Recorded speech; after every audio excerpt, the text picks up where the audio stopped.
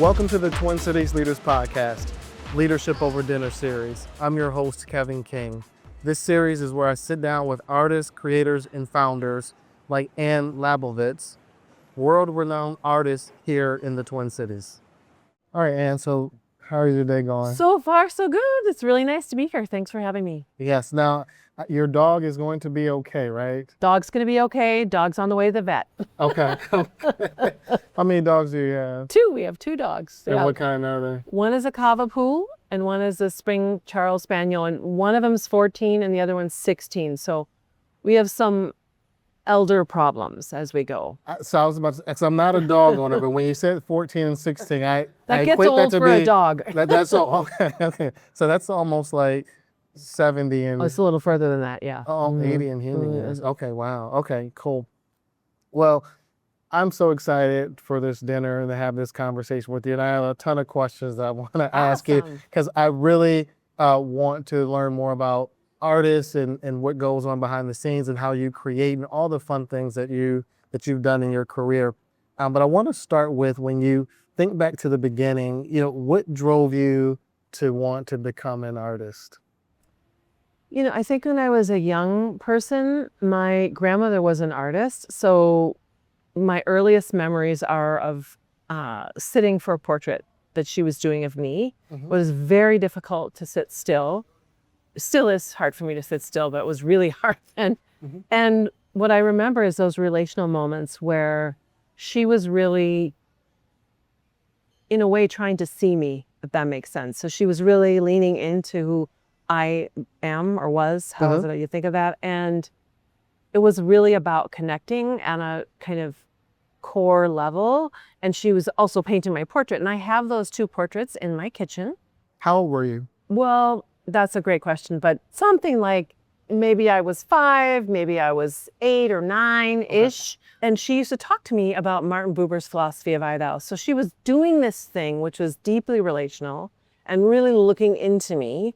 And then she was talking also about Martin Buber's philosophy of EaTo, which is really this idea about seeing someone and them seeing you and having a moment of human connection and seeing the inside and respecting another person.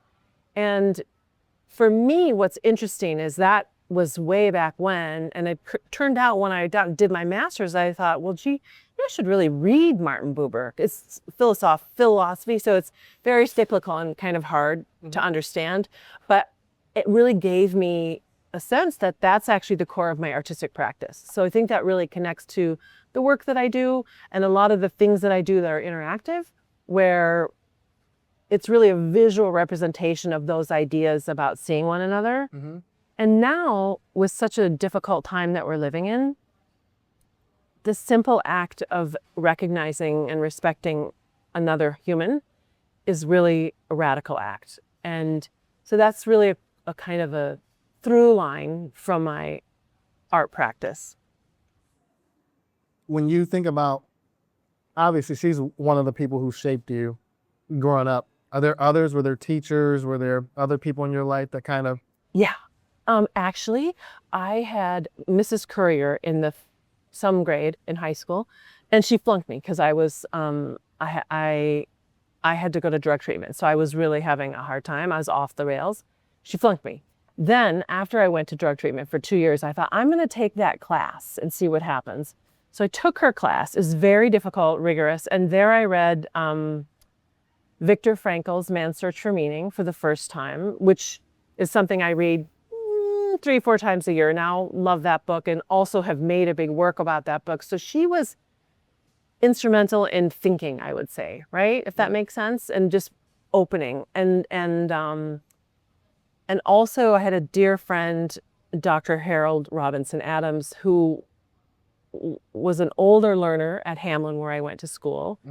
He was a retired doctor during my undergraduate and an artist. And so we had studios next to each other and were best friends for 20 years. And he was just a wonderful, wonderful inspiration. He got his master's at the University of Minnesota, where you are, at 70.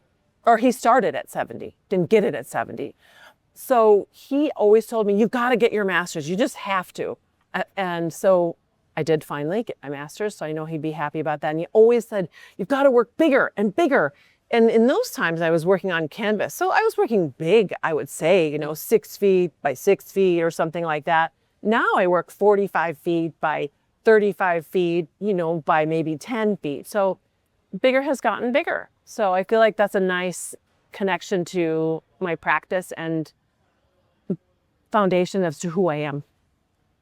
Speaking of bigger, I'm always curious, like from thought to execution. So like, walk me through how you create. When something comes in your mind, how does it come from your mind and then on to a canvas? So the idea for me is the first thing. So not necessarily the visual thing, but the conceptual idea. So if it's I want to give a good example that I can articulate. I have a good example. So I saw a thing where my work was translucent and I could see that the light changed when it went through the artwork. So at Concordia College, I had an exhibition and there was this much light coming through one of my works and it changed because one side was pink, one side was blue. I was inside, the sun came through this one little spot and it turned purple. Literally started freaking out. So I thought, okay, that is transformational. It's about, it's a kind of visual representation of optimism and of light coming through darkness. Okay. And so it took me 2 years of failure to figure out how to make the thing I could imagine.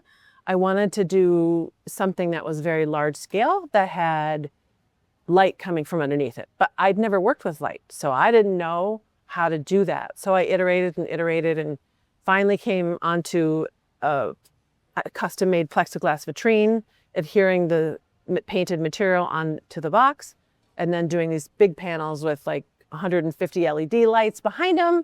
And then they're just magical. And then they become this visual representation of optimism. However, there was an awful lot of failure in there. I am always, and I don't settle for less. Like if I see and know I can do a thing, I'm going to keep fighting for that thing until it gets fully realized.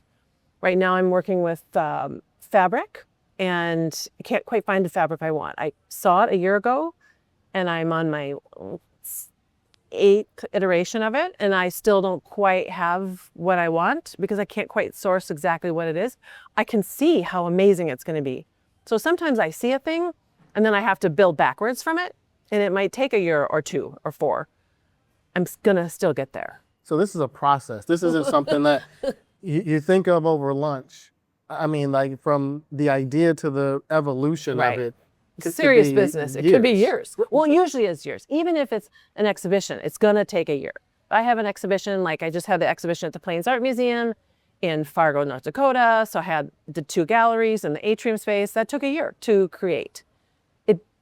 First that idea, because that was around well-being and art, but it takes me a long time because there has to be room for expanse and contraction and mistake and building a new thing and coming up with a new idea and failing at that and then figuring out how I can install it better. Have you ever like talked yourself out of like you had this idea and then you started to go you're like 3 months into it, you're like, I don't know this, like, because I mean that's continuous work over 12 months. My dad would say sometimes, lie down till the idea goes away. But I know I don't do that. Not if I'm sure. So if I'm sure, I trust myself. And I do believe in my friend Harold Robinson Adams always said, if you have an idea in the studio, you have to do it. So I'm pretty driven when I make a decision. Although sometimes like with those light windows, ghastly expensive. I mean, crazy. That might have been a time to cease and desist, but there was no way I was going to do that. Just not wired like that. It's fascinating because I mean, we visually, when you look at art, like you see it on the wall, but you don't really understand the process that how did it get on the wall? You know what I mean? Like how did you create? So that's fascinating to know that sometimes it could take up to a year just or more.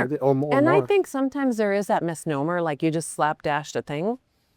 And I guess I want to say, because this is how I work and it's important to me, I go to work every day. So if I don't feel well, or if I feel emotionally in some way not happy or unwell or dysregulated, I still go to work. I'm a huge believer in showing up. Nothing happens if you don't show up. So I don't think, oh, la, la, la, I'm inspired. I think I should go to work today. I mean, do you think that way? No, you go to work because you got to go to work. That's just the program. So that's how I do my life. I show up, and I generally work 80 to 90 hours a week. I want to talk about this 122 conversation project. Now, I know you interviewed 60 people, right? Yeah. On or over Zoom and in person. But what I'm fascinated by it is that how you take conversations and you translate them into art. So can you just walk my listeners through that project, and how do you do that? So that project it's a little complicated because it took 6 years. So I'm going to condense. I interviewed 10 people in each of 6 countries: the Kurdish region of Iraq, Japan, Canada, Sweden, and Russia, and then Duluth, Minnesota as a Sister Cities project. Project was around building peace, one individual at a time.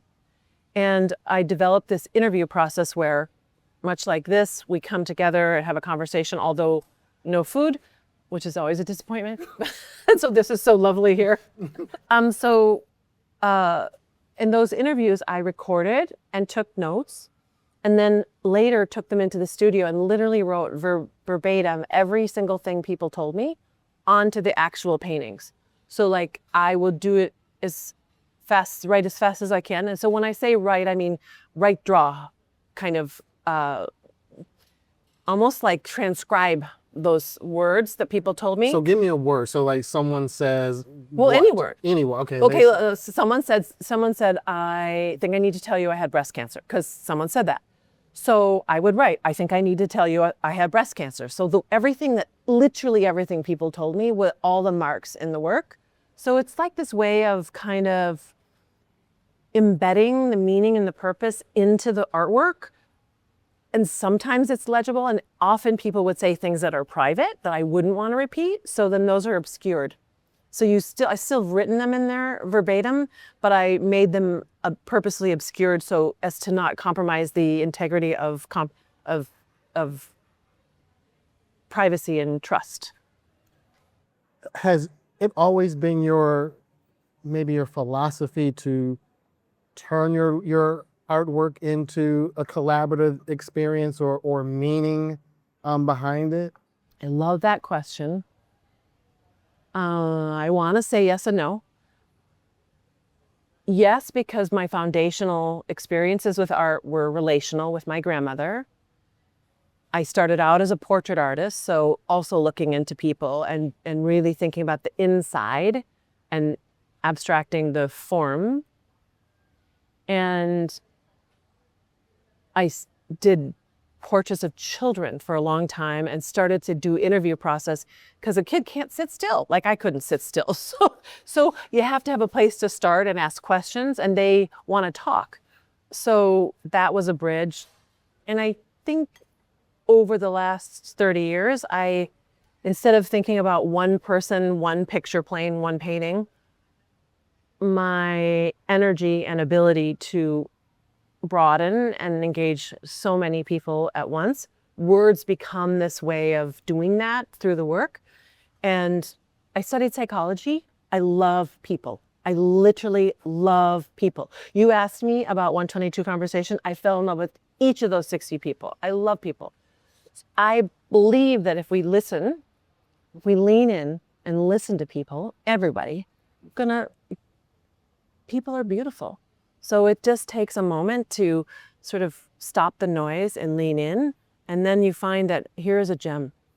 And that's a foundational belief for me. I looked at your artwork, and it's massive. And I've been in your studio too. Yeah. So I'm been in your studio. I look at these paintings, and they're like huge, like hanging down from the ceiling. So how do you, how do you paint in that such a large scale, but also then how do you transport it to these museums? First, very carefully. I have a big automobile, and I'm tough, and I have a studio assistant.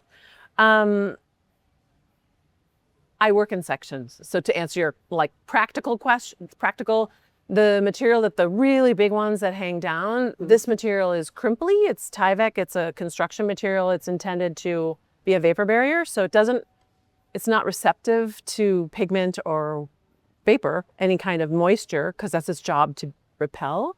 I figured out, again, 3.5 months. I figured out how to get it to take the pigment, because I was going to send an exhibition to Kurdish region of Iraq. And so I had to find something lighter.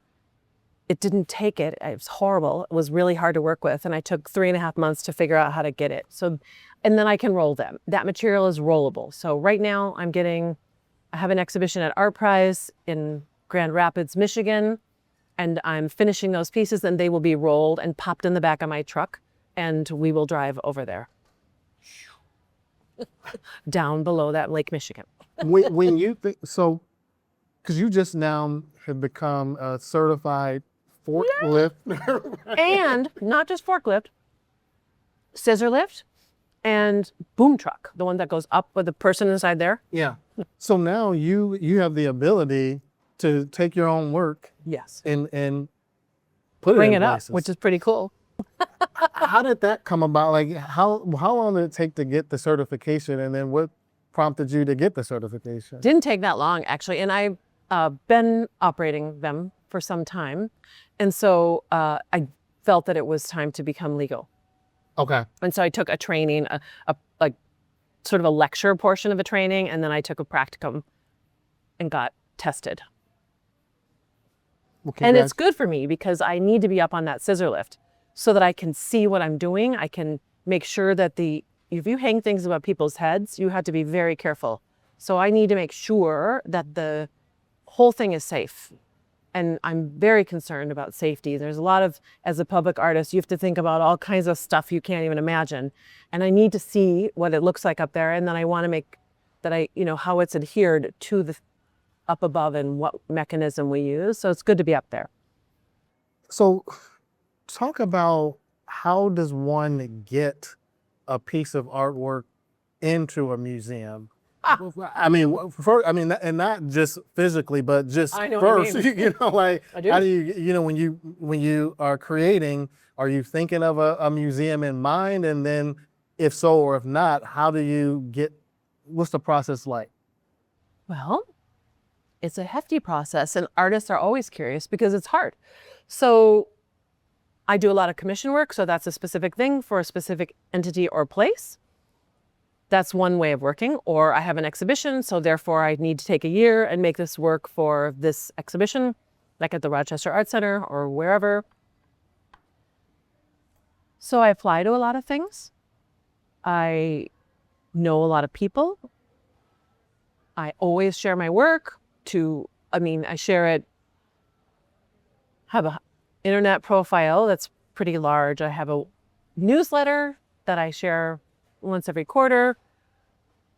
And sometimes I apply to an exhibition, or sometimes I'm asked to do something at a museum where they have seen my work. The airport was up for 5 years. It was 180 feet by 25 feet tall. So that got a lot of attention. So sometimes through that, people will contact me. It's about 40% of my time. And if you recall, that's 30 to 40 hours a week.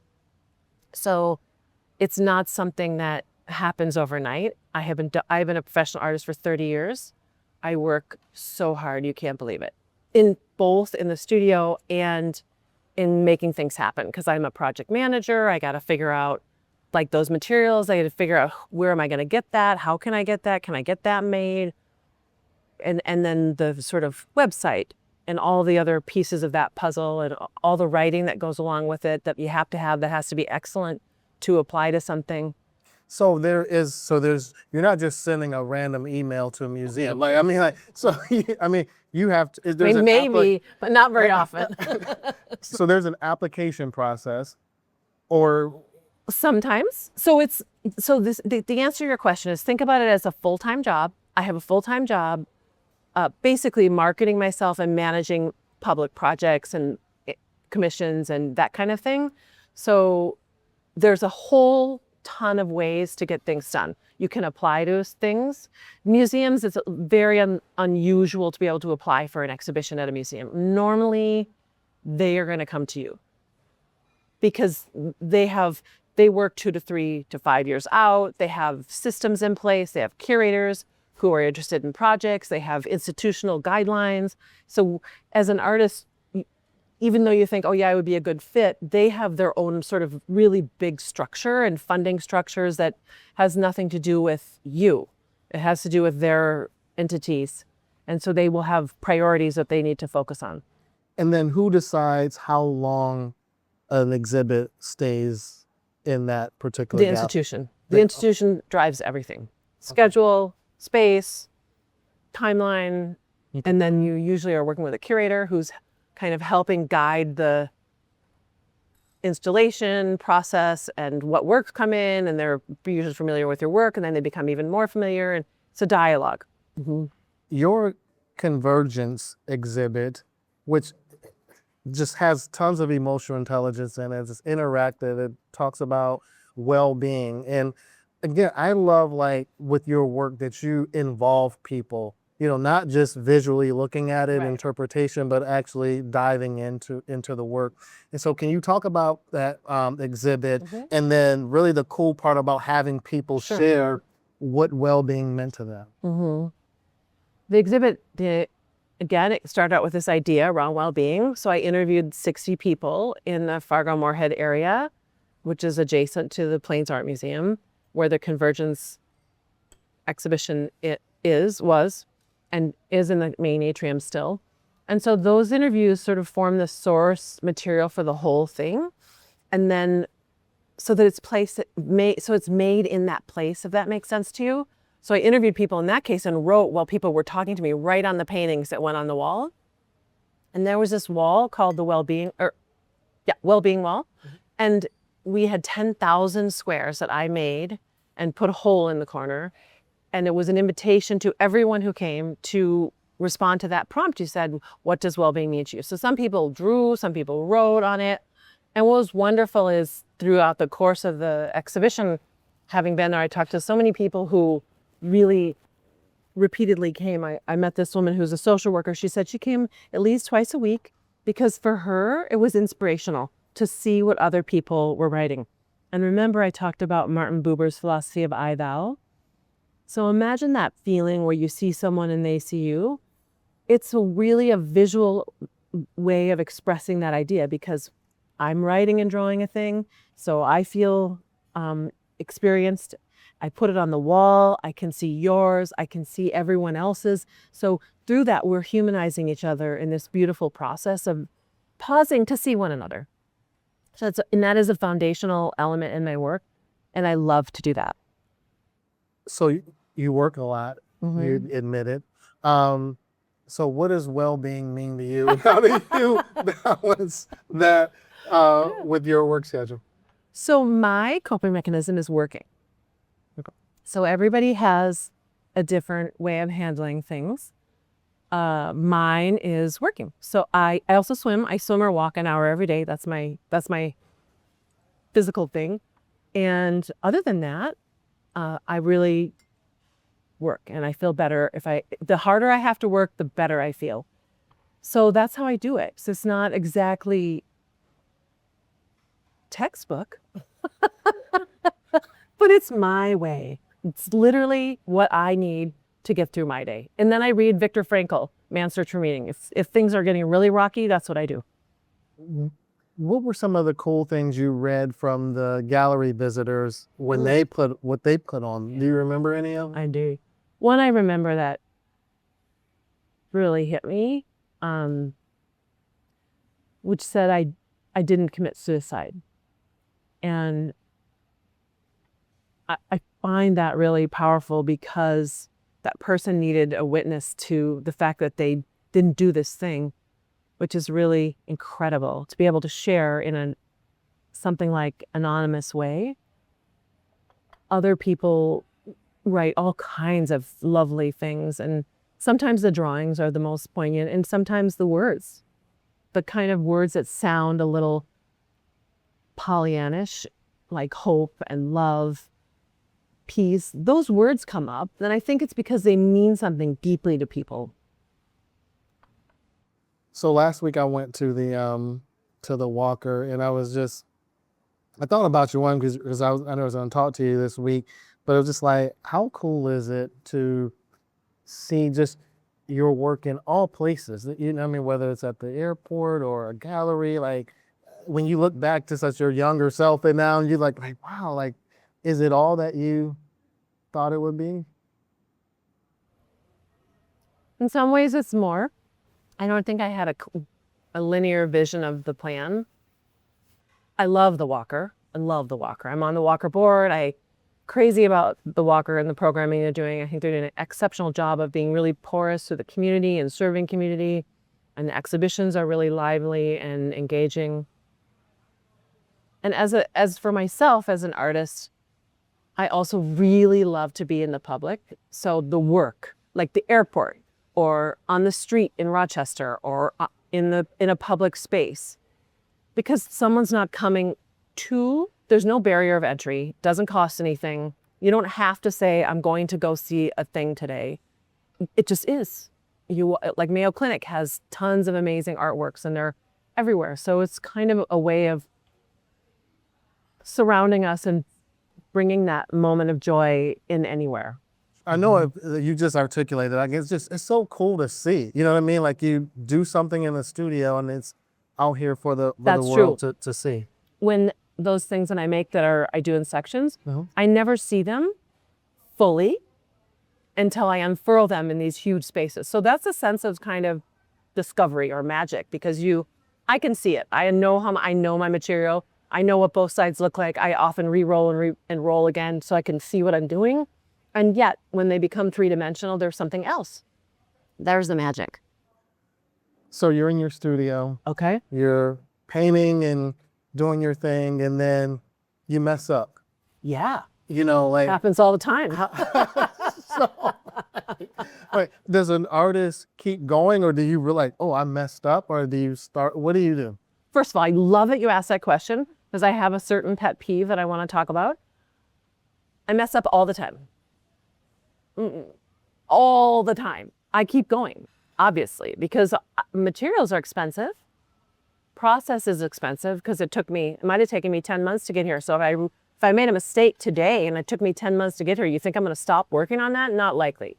Not going to happen. So it means that I got to figure out how to fix it, make it better, do another thing, extend, expand, pull it together, like however that is. And when as an educator, an arts educator, I'm not in favor of turning over the paper and getting a new paper. I'm in favor of figuring out how to manage what you've started here. That's awesome. That's a great leadership skill too, because I mean, you're pivoting, but you're like, okay, I acknowledge what happened, but we're going to keep going and we'll fix it along the way. Absolutely. And sometimes you don't know you made a mistake till the next day. And then you thought you were doing awesome until you arrive the next day and it's like, wow, that was unfortunate. So stroke by stroke, you know, like kind of what you're going for when you are painting. Yes. I mean, part of it is intuition, which I'm always afraid to use that word because it sounds not very serious.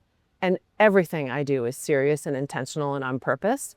And so when I say intuition, I mean, I've been an artist for 30 years. So I have an idea and I can intuit and feel my way through the color and the next move, because I'm having this dialogue with this object, and it comes out of a ton of experience, a ton of research, and visual making for 30 years. So serious.